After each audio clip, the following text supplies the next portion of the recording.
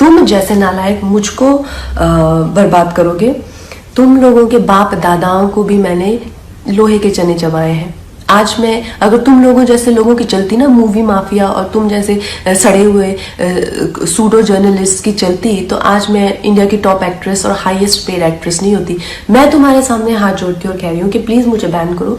तो 3-4 लोगों ने मिलकर मेरे खिलाफ एक कोई गिल्ड बनाई है, शायद कल ही बनी है, ना ही उसकी कोई मान्यता ही है और ना ही उसकी कोई धारणा नहीं है। तो उस गिल्ड के चलते हुए लोगों ने मुझे धमकी देना शुरू किया है कि मुझे बैन कर देंगे, या मेरी कोई चीज़ का मुझे कवर नहीं करेंगे, या मेरा करियर बर्बाद कर देंगे।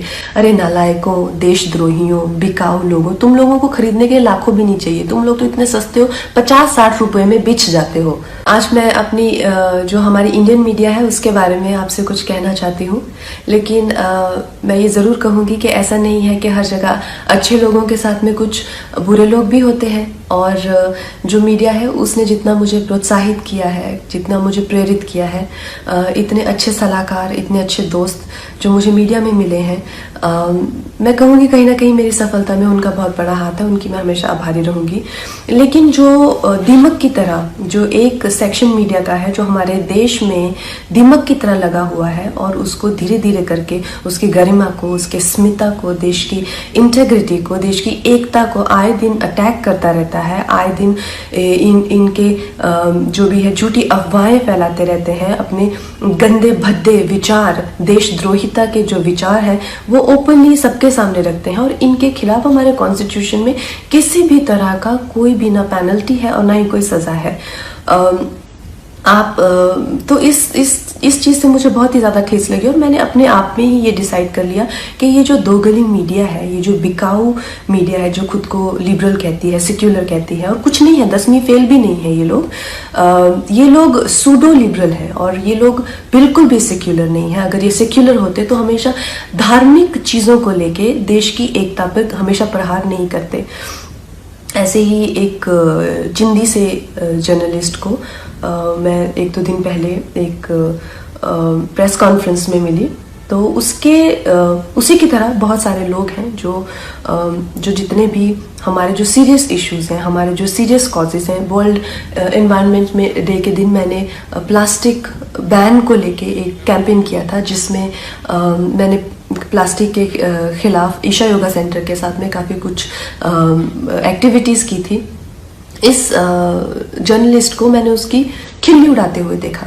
फिर मैंने काउ स्लॉटर के अगेंस्ट, एनिमल क्रूलिटी के अगेंस्ट एक कैंपेन किया, उसका भी ये मजाक उड़ा रहा था। एक शहीद पे मैंने फिल्म बनाई, उसके नाम की खिल्ली उड़ा रहा है। और प्लीज़ आप ये गौरतलब ये है कि इनके पास किसी भी तरह का कोई तर्क वितर्क, समीक्षा या विचार, जो कि एक पत्रकार का हक है, उस तरीके से नहीं गाली गलौज करके, गंदी बातें लिख के, प्रोफेशनल ट्रोल्स जो हैं खुद को मुफ्त का खाना खाने पहुंच जाते हैं ये हर जगह प्रेस कॉन्फ्रेंस पे। मैं जानना चाहती हूँ कि कोई तो क्राइटेरिया होना चाहिए कि अगर आप खुद को जर्नलिस्ट कह रहे हैं, क्या आपने किया हुआ? मुझे एक अपना लिखा हुआ कोई ना कोई एक पीस या एक ब्लॉग, जैसे मैं खुद को अगर कलाकार कहती हूँ तो कुछ तो होना चाहिए टू माई क्रेडिट। आप खुद को क्यों पत्रकार कह रहे हैं? किस लिए आप पत्रकार बने हुए हैं? इन 3-4 लोगों ने मिलकर, क्योंकि मैंने उस इंसान के प्रश्नों का उत्तर देने से मना कर दिया, मैंने कहा कि इंटरनेशनल को मैं क्यों एंटरटेन करूं, मेरे पास किसी भी तरह के देशद्रोही के लिए 0% टॉलरेंस है। तो 3-4 लोगों ने मिलकर मेरे खिलाफ एक कोई गिल्ड बनाई है, शायद कल ही बनी है, ना ही उसकी कोई मान्यता ही है और ना ही उसकी कोई धारणा ही है। तो उस गिल्ड के चलते हुए लोगों ने मुझे धमकी देना शुरू किया है कि मुझे बैन कर देंगे, या मेरी कोई चीज़ का मुझे कवर नहीं करेंगे, या मेरा करियर बर्बाद कर देंगे। अरे नालायकों, देशद्रोहियों, बिकाऊ लोगों, तुम लोगों को खरीदने के लाखों भी नहीं चाहिए। तुम लोग तो इतने सस्ते हो, 50-60 रुपए में बिछ जाते हो। जो अपनी देश के साथ गद्दारी करे, अपनी ही थाली में जिसमें खाते हैं उसी में छेद करते हैं, क्योंकि मैं नहीं चाहती कि मेरी वजह से तुम लोगों के घर में चूल्हा जले।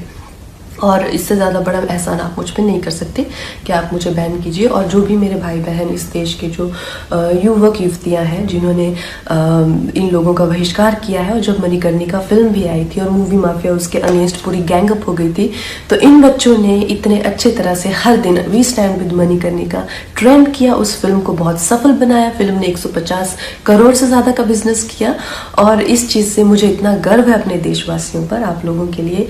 जो हो पाएगा उससे भी ज्यादा करके दिखाएंगे। बहुत बहुत धन्यवाद।